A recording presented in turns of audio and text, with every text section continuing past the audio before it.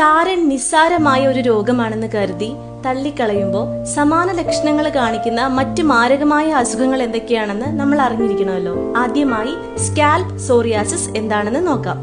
ഡാൻഡ്രഫുമായി താരതമ്യപ്പെടുത്തുമ്പോൾ ഈ സോറിയാസിസിൽ silvery white coloured പാട കവേർഡ് ആയിട്ടുള്ള ചുവന്ന പാടുകളാണ് കാണുന്നത്.